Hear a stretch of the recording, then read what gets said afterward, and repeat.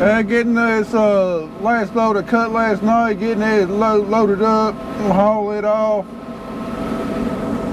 We've had a pretty heavy frost this morning, so it's going to take a little while for it to melt and dry up, and we'll get back after it.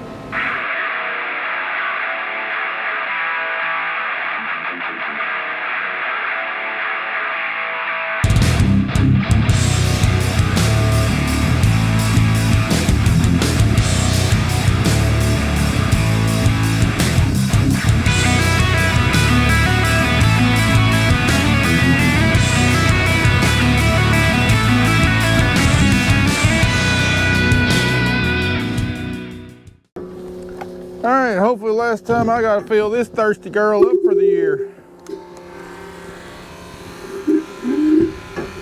She sure does cost me a lot of money to run every day. Go ahead and get her greased one last time too.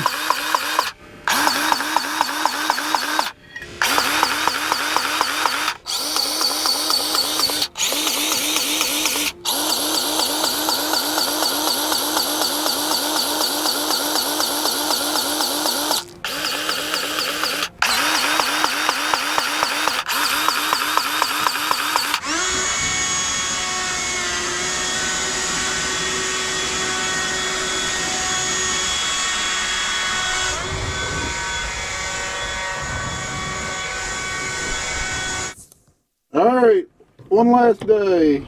Don't fail me today, baby.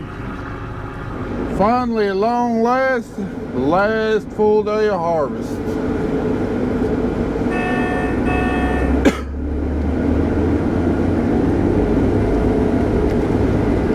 We've got right at 69 acres left to go. That's right, 69 acres. Of course, out of that 69 acres, we're probably only looking at maybe getting 63, 64 acres done today. The rest of that is going to be University of Tennessee test plots, and they're scheduled to come out first thing tomorrow morning, and we'll get the last bit of harvest knocked out tomorrow, barring an unforeseen breakdown. 63 acres done today should be pretty easy to do, even with me having to haul all the truckloads. We got about 13 acres left on this farm, then we got 56 acres on a farm like 100 yards down the road, so don't have to move very far to get to it. I mean, as it was yesterday, we cut 64 acres of beans yesterday, plus the 7 acres of corn maze, so should be an easier day today, being earlier night tonight. And I sure do love a wheat bean field that's being cut. You can see across the creek there, my neighbors, you see how it's striped up, the way the combine lays the wheat straw down in one direction as it's cut. Oh, mine's gonna look like that after we get a good rain and kind of settles that residue down. I love looking at those all winter long. Well, do you want to celebrate the end of harvest this weekend by traveling to Buffalo? We're not done with harvest yet. We should be by about 11:30 tomorrow morning, and then we can catch a flight out to Buffalo. You always got jokes, don't you? Ryan Hall and Reed Timmer are saying there could be like up to 4 feet of snow in places up there around Buffalo. I think it'd be pretty cool to see. Yeah, I know. I've got friends that live over there. Well, there you go. I can see a lot of snow, and you can go see your friends. She's across the freaking border, man. I mean, I'm already used to the frigid temperatures by riding in this combine the last several days. I think I'd handle the weather pretty good up there.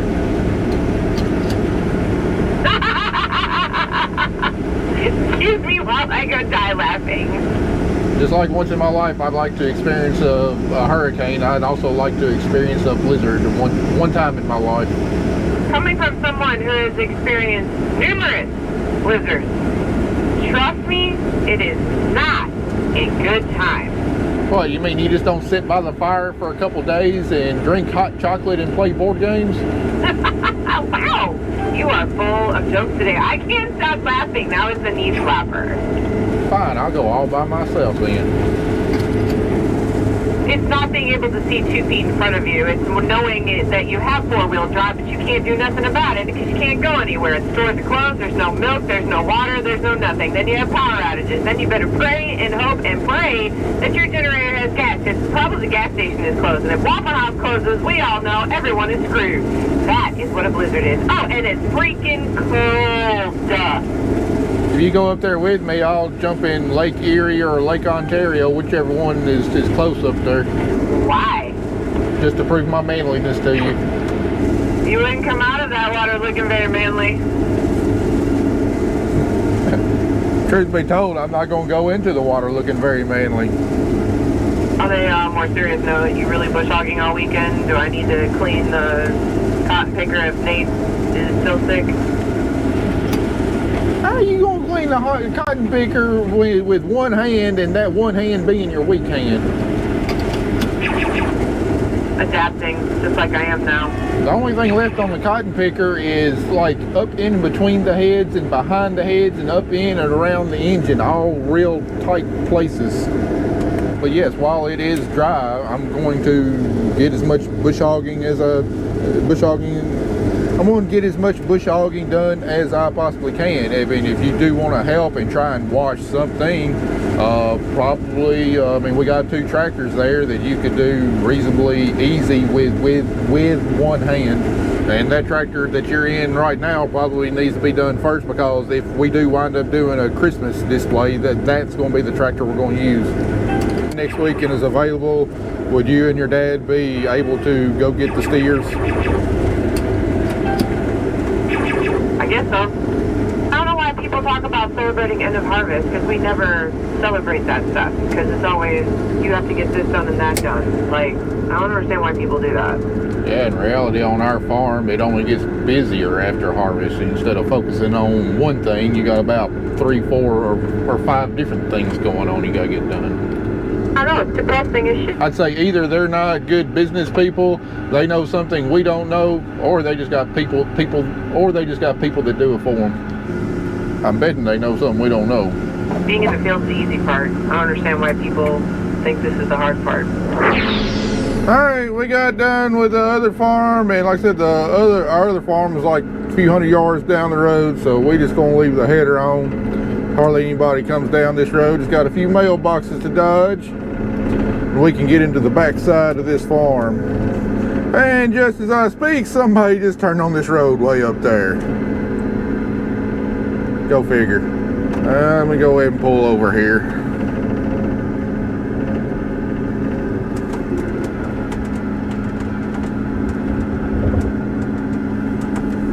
You not putting the header on the trailer?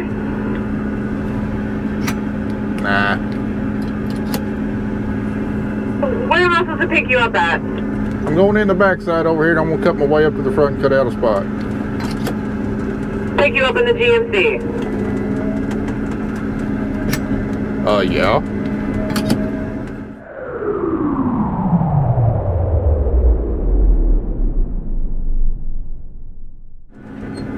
And I saved the best field for last. I don't know if it's going to be the best yield or not, but it's going to be some of the easiest running. Got a nice 56 acre, pretty square field here. Ought to make for some pretty quick running. All right, we're going to start off on this field. We're just going to go ahead and get the test plots laid off. That way I just don't accidentally fall asleep at the wheel and drive into them. Plus, go ahead and get it done while got plenty of daylight. There won't be no mistaking where the plots are at. But they're all over here. You can see the different stripes. You can see the different colors and everything of the different varieties. Hey, I'm sure you heard Kelly say a few clips ago about how even though we're literally right there done with harvest, you know, things aren't going to slow down for us. In fact, in some regards, it's actually going to get more busy, more hectic for us than what harvest has been. You know, when we're dealing with harvest, you know, we're dealing with typically, you know, one thing in sight. You know, get our crop out as best as we can, as quickly as we can. You know, there's a few other things we gotta pay attention to. You know, getting cover crops planted, you know, getting our wheat planted too. But as soon as I climb off this combine tomorrow, the clock is ticking for the end of the year and everything that's got to be done before the end of the year. Now, normally, you know, we got a full-time employee out here that can help do some of that stuff, but we don't now. Nate is taking a job with FedEx, so at best he'll only be able to help us part-time. And of course, Kelly's still going to be down for heck at least another month with her hand. Doctor's giving her very strict orders. She cannot use her right hand, so that precludes her from doing a lot of the physical stuff. Precludes her from driving the semi-truck and hauling grain. And we still haven't hired somebody full-time yet. I'm about to open it back up because the guy that I thought was going to be a blockbuster hire, it doesn't look like it's going to work out with him. He's just him and his family are just not at the point yet where they're ready to move across the country. So don't know what the labor hiring situation is going to be for next year, but just to give you a glimpse on what all we got to do, first thing I'm going to get done is I want to finish up bush hogging around all the fields, all the borders, getting them cleaned up and mowed down. Landlords really appreciate that. It's actually in our land lease agreements that I do it. And you know, otherwise our field borders you know, just keep on pushing out into the field year after year after year. So we got to keep them mowed back. We also got all of our corn that we need to haul. It's kind of a blessing in disguise. We don't have near as much corn to haul this year as what we normally do. You know, we've only got about 37,000 bushels, so you know, hopefully I can get that done in about 5 days. I should be able to get about 8 loads a day in, so hopefully 5 days of that we'll have that done. You know, we got to get all of our income in, and you know, all of our record keeping done. We got to meet with the tax man probably be about the second week of December, try and figure out what our tax liability this year is, so we can minimize how much income tax we're going to have to pay. I don't foresee us buying anything this year unless there's just an absolute steal that comes along on something that we need. I'm going to try and get by one more year with our basket picker. That's really kind of what I got my eye on purchasing next. We're going to try and make it one more year with that.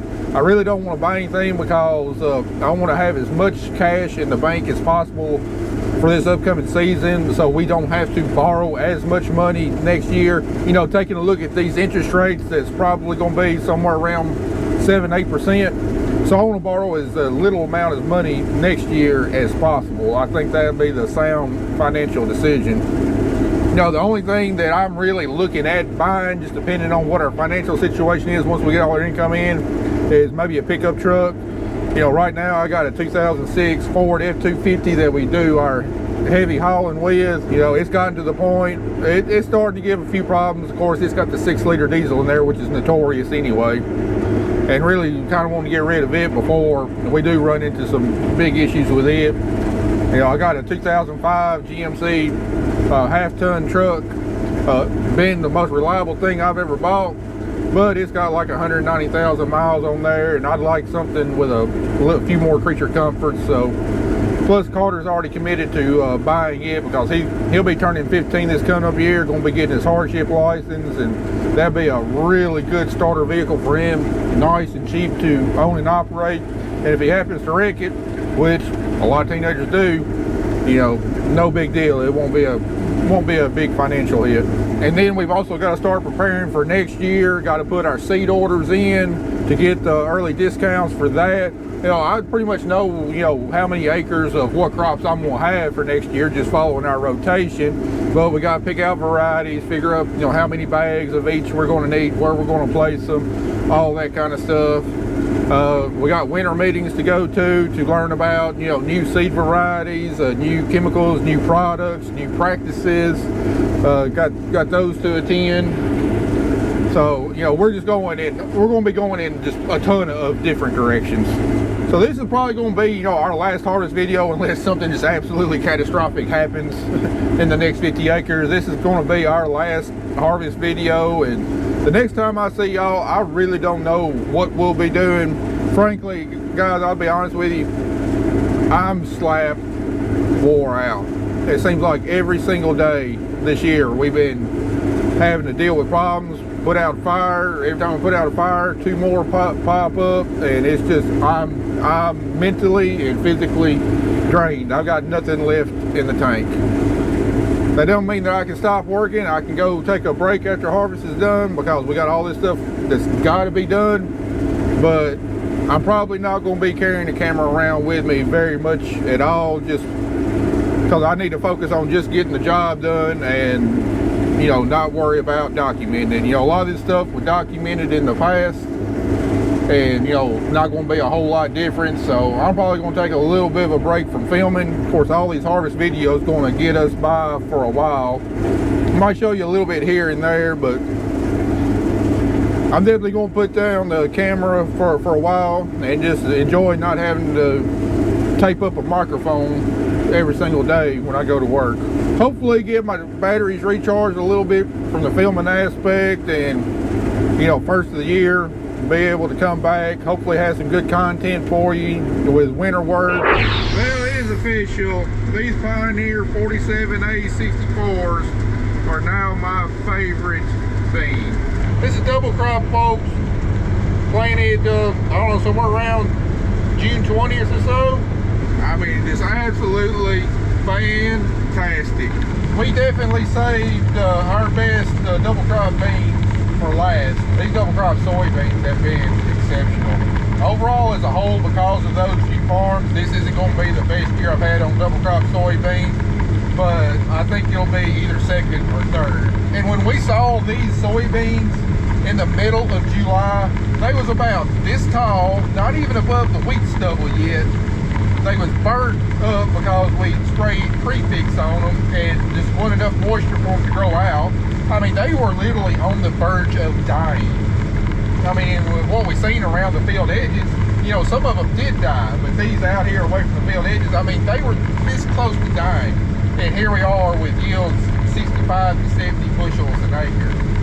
Just absolutely blows my mind. You know, we saw some good double crop soybeans last year, but we were dealing with a price of, I had contracted for like somewhere around $8.50 a bushel. You know, this year we're not going to quite double that price, but we're not going to be too far from doubling that price.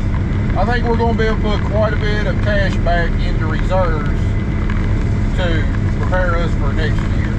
We're not going to be debt free next year, but we're going to be a little bit closer. And also, looking back through my videos, we actually finished harvest on this day last year. So to be able to get done at the same time as last year, but with a patchwork crew, a skeleton crew, sometimes with the good Lord, he's been with us every step of the way. He hasn't made it easy on us this fall, but he has been with us, and he has helped us get through. You know, if it weren't for the good weather in general that we had this fall, I mean, we had a lot of good dry weather, we definitely wouldn't be in this boat. So tomorrow actually marks the 2-year anniversary of when I got my combine back from the accident. And there were so many posters saying, you just need to total it out, the combine will never be right again. And I mean, look, it's been through 2 full harvests, and then, you know, the end of the harvest 2 years ago. And been relatively trouble-free. There's been 2 breaks downs that could be related to the accident. My chopper, you know, welds on my chopper frame broke right after we got it back. And then we had the rotor gearbox in wheat harvest last year. But this year, I mean, other than a few rinky-dink minor things, man, this sucker's been solid. I'm so glad I kept this combine. I love this machine. And I'm probably going to keep running until the wheels fall off. We would not be in this boat without the help of some very special people that I've thanked before. I want to thank them again. Dylan and Robert Joyce, you know, they came out here for 3 days, cut beans for 2 days, sprayed wheat for 1 day. And then Jesse and Alex Lampley, you know, they came out here on a Sunday, helped, you know, drove a truck and run a grain car. You know, if it hadn't been for them, we wouldn't be getting done basically today. Big shout out to those guys, huge thanks. I would consider it a personal favor, you know, because they supported our business. If you would go support their channel, again guys, I would consider it a personal favor if y'all would go support their channels and subscribe to them. Also like to give a shout out to Nate for, you know, pausing his search for a career and helping us in a big time of need, you know, working out here on the farm. Also got Carter, who he's also been doing homeschool. He hasn't been working out here full time, but there's been a lot of situations that he's jumped right in. He's learned some new things, and he's really helped get us out of some tight binds by just, you know, being there and being able to pitch in when we really needed him. You know, big thanks to my in-laws, you know, helping us move equipment. My father-in-law for running a module builder and bush hog during cotton harvest. You know, my mother-in-law helping us move equipment from time to time, you know, picking us up and taking us places. You know, I'd like to give a shout out to my sister. She's helped us out in some spots too. You know, constantly asking what she can do. You know, she's gone and picked up stuff for us in town that we needed, saved us a trip to town. And then last but not least, you know, I'd like to give a big thanks to Kelly. You know, she's really stepped it up this fall. She's had a lot of stuff to deal with. You know, she got sick with COVID and she had an accident with her hand. Still, you see where she's at. She's right over there on that tractor and doing, you know, whatever she can to help, doing whatever she can to help run this farm and make sure we get done and we're successful in it. It's definitely been a group and team effort this year, and you know, the good Lord's blessed us with all these people that have pitched in to help. All right, down to 37 acres left to go. All right, looks like it's time for another load to be hauled in. Wonder if Kelly Griggs is going to work her way up that ladder and try to cut a few beans while I'm gone like she did last time. Uh-oh, what do you think of a little few beans? All right, I got it sealed off. Another load going in the bin. Well, while that front hopper is unloading, let's go let's go stick our heads in the bin and see what the level looks like.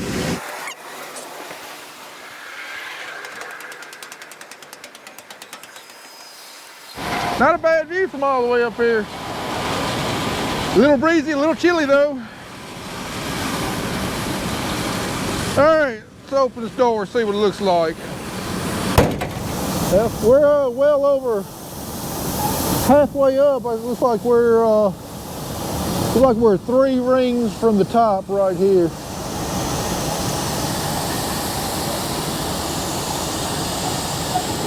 All right, so here's first ring from the top, second ring from the top.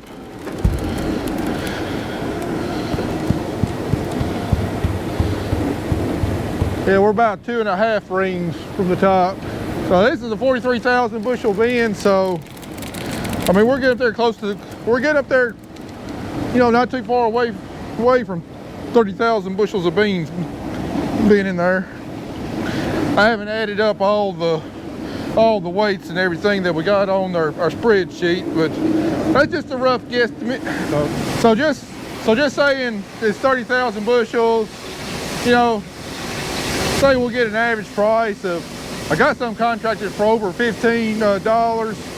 Let's just say an average price of, you know, $14.50. I'm gonna need a pretty big billfold to fit all that in.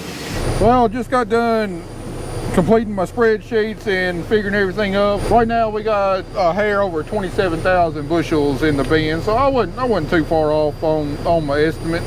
So, you know, looks like by the time we get done, you know, we'll be just shy of around 30,000 bushels in the bin. Not too shabby, you know. That's going to put us with an overall soybean average of a little less than 50 bushels an acre. So for the most part, double crop soybeans have been really good, if not fantastic, with a few lower yield fields sprinkled in there that we planted, you know, later on in the wheat harvest season and got real dry and just didn't get real great germination on them. So overall, pretty happy. All right, let's see if Kelly Griggs got any soybeans cut while I was gone. She said her camera's not working, so I want to make sure I got proof that she actually does drive the combine.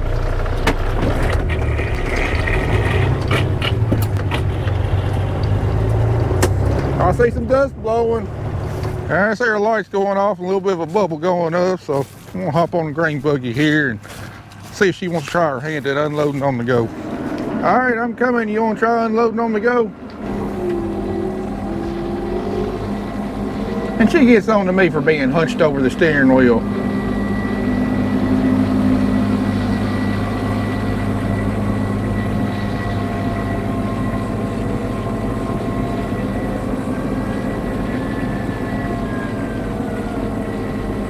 Come on, put your auger out.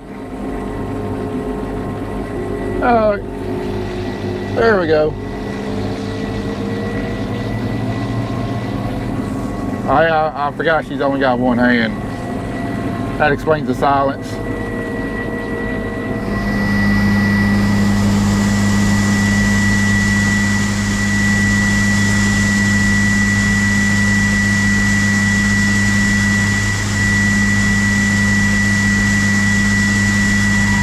Why didn't you answer me on the radio?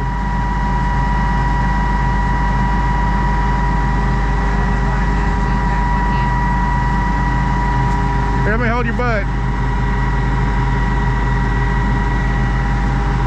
got this. Just trying to help out. Alright, yeah. Between the truck, the grain buggy, and the combine, we should be able to hold the rest of this farm, so I shouldn't have to haul another load in until we get done. We got about an hour of sunlight left. Don't think we're going to quite get done before dark, but it won't be a late night at least. Well, here we are again with the lights on. Hopefully for the last time this year. We're down about 8-9 acres left to do today, plus the test plots tomorrow. Just got done with a really good drone session, I believe. I hesitated on bringing my drone out there, like I'm not gonna have time to fly. We need to concentrate on getting the beans done, but I'm glad I did, because just the way the dust is kind of blowing a little bit, plus the sunset, I think it made for some really great drone shots that I'll be able to use for years to come. Hopefully y'all enjoy watching them just as much as I enjoyed filming them. I do believe though we may have saved the best farm for last. I mean, these beans are filling my bin up real quick. I think it's going to be a fairly tight squeeze on the truck, plus the grain buggy and combine holding everything. I hope I got to make an extra run in to dump before we get done. I don't think I'm gonna have to, but that'd be a good problem to have. Now here we are, last couple passes, and not a moment too soon because it's freaking cold in here. I think it's supposed to get down to about 19 degrees tonight, 19, 20 degrees, and it's got to be in the high 20s in here now. It's freezing. Plus my air filter is choked up, needs to be blown out. We'll do that before the test plots. Alright, here it is, last pass. It sure is nice to be finishing and not under the gun. No drama, no trying to beat the weather, none of that stuff.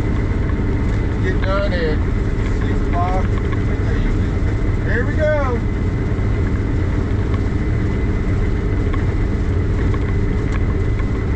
That's it. We're done! We're done! We're done! You forgot about the crab that I'm staring at right in front of me. I ain't worried about that for all intents and purposes. We're done.